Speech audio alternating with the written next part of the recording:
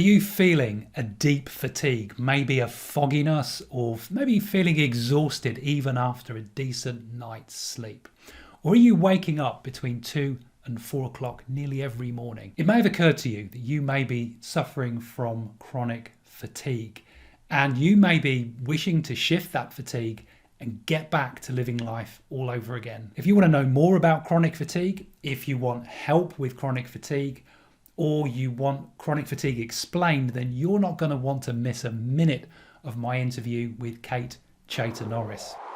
Health Explorer Neil Fellows here from Total Wellness Club, and if you want to get healthy and fit and stay healthy and fit and do it in a way that's unique and natural to you, then please subscribe and hit the bell to get notified of all of our latest uploads. In her book, I Wish My Doctor Had Told Me This, Chaytor Norris says that all chronic disease is preventable. So we want to understand what chronic disease really is and how it's possible to recover from something like chronic fatigue. Chaytor Norris is a nutritional therapist who has made it her mission to empower people to heal themselves. So Kate, what is chronic disease? Wow, that's quite a huge question. And I think chronic disease is, as opposed to the acute issues that we get, tends to be something that will develop in the body over probably many years before your body actually starts expressing symptoms. And with chronic disease, there's never usually one single factor that's causing the problem. It's usually a conglomeration of all sorts of things that are coming into the pot to create that perfect storm. And I think as our environment, as we sort of move, we're in the 21st century, and this environment that we've created has so many challenges for the body. Sort of poor quality food, a lot of toxicity, a lot of stress. People are not sleeping properly. So digestion stops working so well. So all of those things start to kind of drain the body, and then you get these kind of chronic symptoms. And it's very difficult to fix that with a pill. So how does chronic illness, how is it different from something like chronic fatigue? I think they would all come into the same pot. It's just, with chronic illness, if you look at the way, if you have the luxury of looking at somebody's genetics, there'll always be a weak point in the body. And so therefore, if the environment is, putting pressure on the body, it's usually that weak point that will express that symptom. With chronic fatigue, it's a kind of, I believe it's a body's reaction to the world just going, no, I can't do this anymore. And with chronic fatigue, you have everything on go slow. So the mitochondria are not producing the energy for the body to just do its general housekeeping jobs like digestion or detoxing or produce proper sleep. So it's a very multifaceted, complicated disease to deal with. And then, of course, you get the emotional element coming into it, which is hugely powerful. And there's always an emotional element with most chronic diseases as well. Yeah. And so, yeah, it can be a real challenge. So how does someone get a chronic illness like chronic fatigue? I think one of the major underlying issues with chronic fatigue is that our body tends to get stuck into fight-flight mode. So we've got, two modes of operating for our nervous system. You've got the fight-flight sympathetic and the parasympathetic rest and digest. Now, for many reasons, our body can be switched into kind of pretty permanent fight-flight. I mean, in a way, our stress response is out of date. We're still working on when we were living in caves. So therefore, stress then was usually life-threatening. You're fighting your woolly mammoth or saber-toothed tiger. And so therefore that is what the body prepares for. And so your blood sugar levels go up, your heart goes faster to get the oxygen around the body for you to do your fighting or your running away. But it means that all the general housekeeping jobs get put on the back burner. So again, the digestion, the detoxing, regeneration and repair, the immune system, none of those things are a priority for the body if you are about to be eaten by a saber-toothed tiger. And so therefore, if you are running that fight-flight on a chronic basis, the whole body just gets kiboshed because it can't operate properly. So yeah, that's, and then, things like, often people with chronic fatigue will have a very heavy viral load. We all carry viruses in our system. If you've got a bouncy immune system, it'll blitz them. But of course, you've got this sort of tank being emptied all the time. It just hasn't got the oomph to fight those viruses off. So you get the viral load coming in or bacterial infections. You're not digesting your food properly, which then creates deficiencies. So your body then doesn't have the tools in the box to be able to operate properly. Yeah. What would be some of the symptoms for chronic fatigue? What I guess I'm asking is, what would be the early warning signs that maybe the fatigue is kind of setting in and we need to do something about this? I think one of the very first signs that your stress system is disordered, and I see it probably with 90% of my clients, is that their blood sugar control starts to become out of whack. So that's the kind of, when you can't, you're constantly having to kind of keep fuel in the tank. If you don't, or you miss a meal, or, it gets late, that's when you get the sort of hangry, dizzy, shaky, wobbly kind of feeling. So that's an indication that the adrenal glands are not being able to produce enough cortisol to keep your blood sugar levels even. And obviously, when we're running chronic stress, it's the adrenal glands that are being asked to produce a lot of cortisol, and they get tired.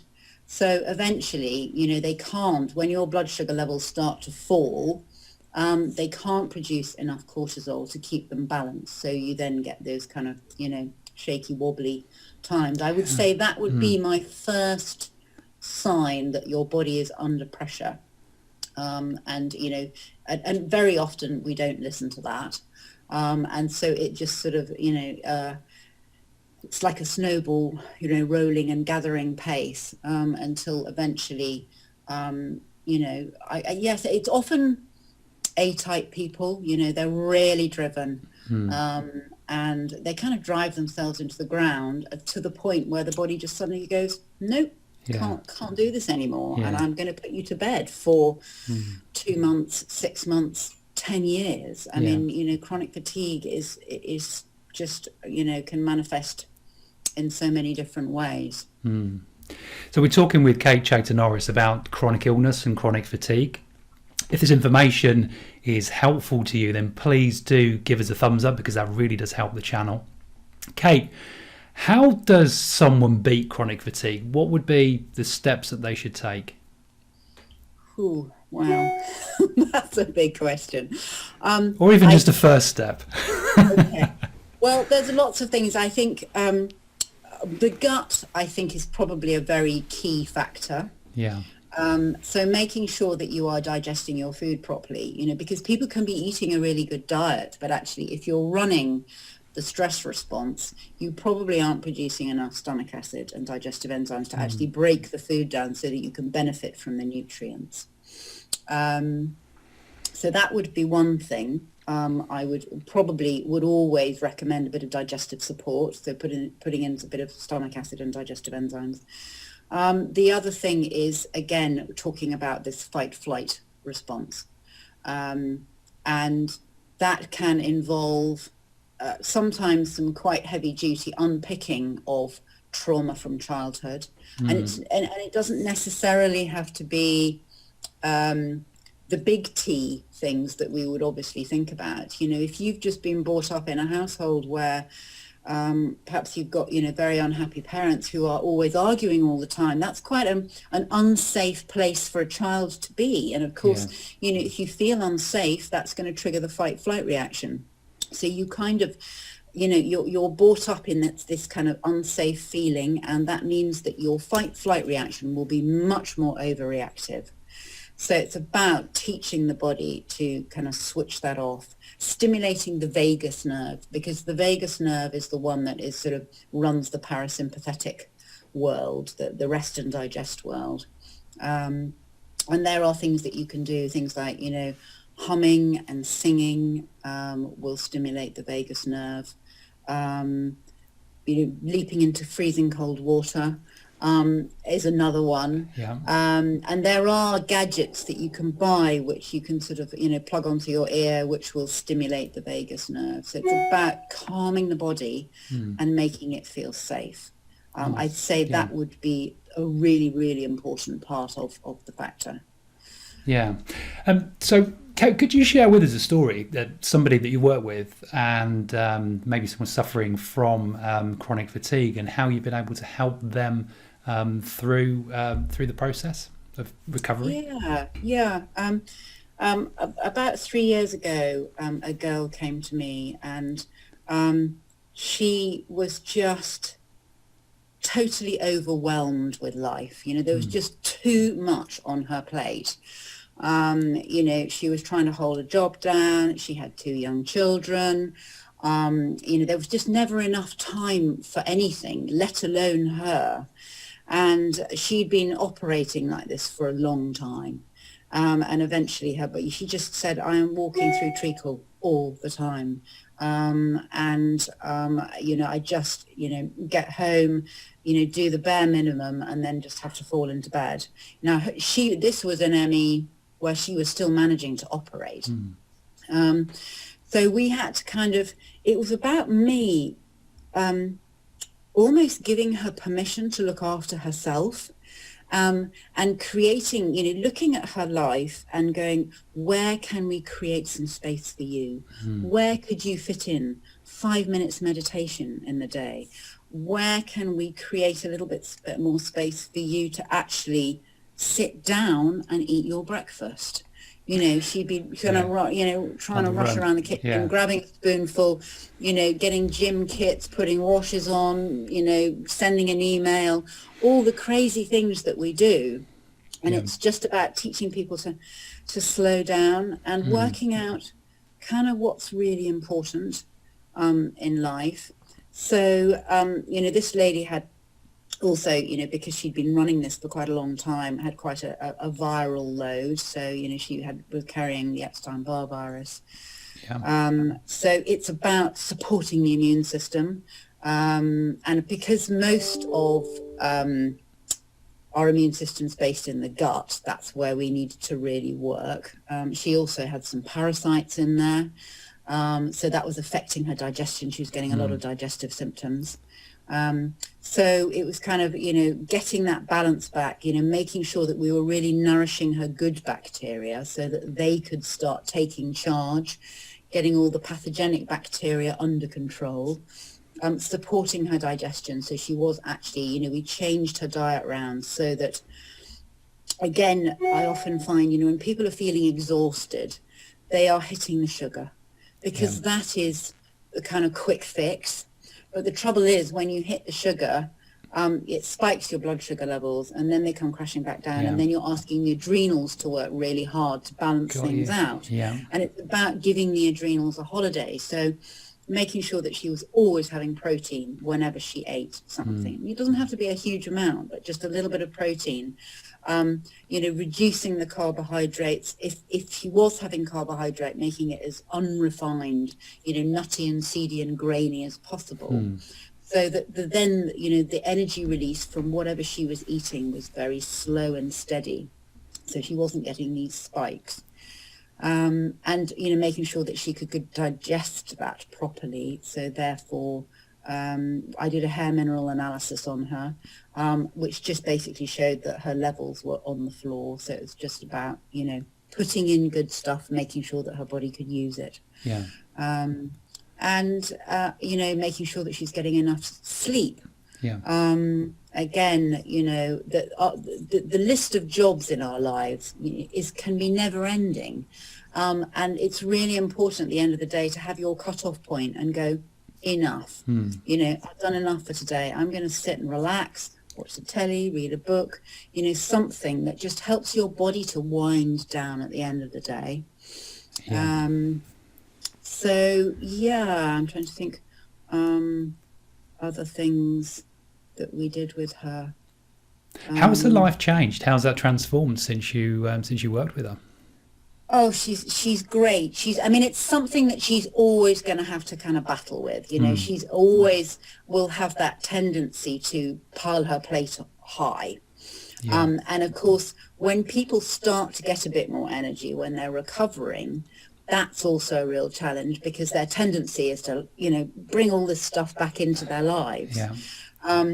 And so it was, making sure that she didn't do that. She still maintained, even though she was feeling a lot better, the meditation, being really disciplined about going to bed at the right time, continuing to eat good meals. Although I find with diet, once people get onto a good diet, and they've done it for, maybe a few months, 6 months, it then sort of becomes a habit. Yeah. And if they stray off that, they do start to feel rubbish again. So it's a very good kind of telltale. But yeah, she's got much more energy. She said I come home at the end of the day and I've got the oomph to do stuff with my children and play with them and spend quality time, rather than just kind of flopping onto the sofa feeling utterly exhausted. Yeah, you mentioned sleep as we were talking through there, and I find that's an interesting one when we start talking about fatigue, because you would think that actually sleep is the one thing that, if you're struggling with fatigue, you can lay down, you'll maybe have a nap, you'll wake up and you'll feel refreshed. But having suffered myself with chronic fatigue on a couple of occasions in my life, actually sleep, I usually wake up feeling very, very sluggish, and actually it's the evening before my energy starts to pick back up again. Is that the kind of thing that you've come across as you work with other people? Very much. That's a very common pattern with people with chronic fatigue. And because our cortisol levels work on a 24-hour cycle, they should, in a healthy person, be really nice and high in the morning, which gets you bouncing out of bed. And then they tail off through the day, and they sort of wind down at the end of the day, so that your body's all kind of wound down and ready to go to sleep. The irony of having chronic fatigue is that you actually need quite a certain amount of energy for good quality sleep. So if you haven't got that, if the mitochondria are not producing enough energy for good quality sleep, you're not going to get the good quality sleep. So you're going to wake up. So it means that your cortisol levels will not recover overnight. So they're not high enough in the morning to get you bouncing out of bed. So therefore you're hitting the snooze button and just going, just another hour or two. So you kind of manage to get out of bed and you kind of get the body going, and it's almost sort of by the end of the day, your cortisol levels are starting to rise. Yeah. So you get to the end of the day and you're like, oh, I'm feeling quite good now. But actually that's when you need to be getting into bed and getting that, trying to get that good quality sleep. So it is, that's something that is really important, is trying to get people's sleep pattern back on track. And even though you're not feeling, necessarily very tired and sleepy, get into bed, read a book, just, be resting as much as you can, even if you're awake, to try and get that circadian rhythm back on track. Yeah. Okay, it's fascinating. What I'd like to ask everybody I interview is for a challenge, because you've shared some very interesting information with us, but I want to help everyone make this practical. So what would be a first step or a little challenge that people can do that they could take away from this interview and start doing today? Okay. Well, while we were talking about sleep, we'll stick on that, because it's just sleep is a hugely undervalued activity. And, I think most people don't realize all the really important jobs that the body is doing when we are asleep, all the liver detoxing, the brain cleaning, the sort of wonderful melatonin, which is a fabulously anti-cancer hormone that travels around the body, making sure that everything's okay. So good quality sleep, absolutely key. And I think the bedtime routine is really important. It's about that kind of winding down at the end of the day. So I have clients who, come to me with poor quality sleep, and they're like, and I go, well, what's your bedtime routine? And they go, oh, well, I probably, I'm on the computer till sort of, 10 o'clock at night, and then I'll watch the 10 o'clock news, and then I go to bed. And I'm like, okay, so, watching the news or anything that is remotely heart pumping, so any kind of thriller or drama, basically, if I put monitors on your body when you're watching that is, that your heart will be going, faster, you'll be producing stress hormones, because our body cannot differentiate between what it is seeing on television and reality. So what it's watching on telly, it thinks that's really happening and that you're in it. Yeah. So it means that you go to bed with all these stress hormones in your system. And of course, the body's like, well, it's not safe to go to sleep because, there's a lot of stress and danger around. So I kind of try to get people to not, if they're going to watch telly, watch nice things, comedies, rom-coms, something like QI, or, just nice things. And also make sure, the other thing is that, sometimes if you've got disordered blood sugar levels and you're sort of person who's waking up in the middle of the night, between about 2 and 4, that can often be because your blood sugar levels have dropped too low and there's not enough cortisol. The adrenals are so tired they can't produce enough cortisol to keep them even. So I would say have a protein snack at bedtime. Yeah. Small handful of nuts, something like that. Doesn't have to be a lot. Yeah. It just helps to keep your blood sugar levels even. Yeah. So yes, that bedtime routine, just make it kind of nice and gentle and low key, turn the lights down.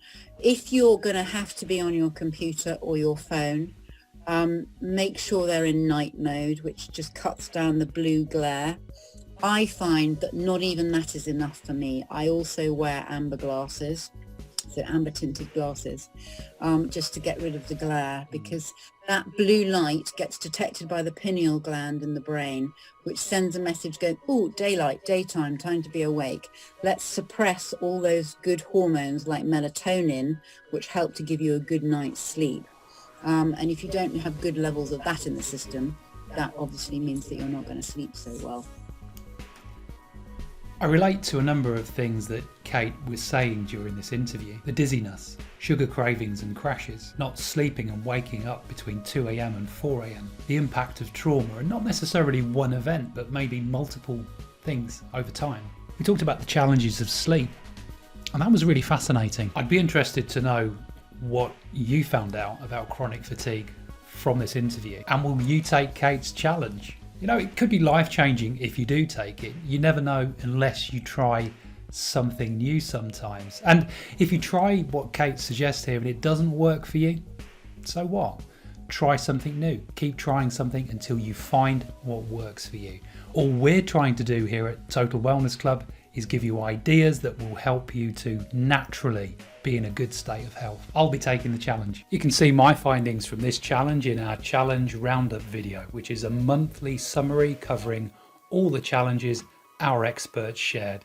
To get that video and all our latest health and wellness uploads, including interviews and reviews, subscribe and hit the bell so you get notified whenever we post. And if this channel can help your friends and family, please share it with them too. Also, if you want to get proactive with your health, Total Wellness Club are developing health quests over at questly.life. Join while we're developing the site and get access to health quests that immediately personalize your health. You'll get to identify which of 10 critical health categories need your attention. You'll be able to track your progress and you'll be able to help us develop the platform. I'll put a link in the description below, and I'll see you in the next video.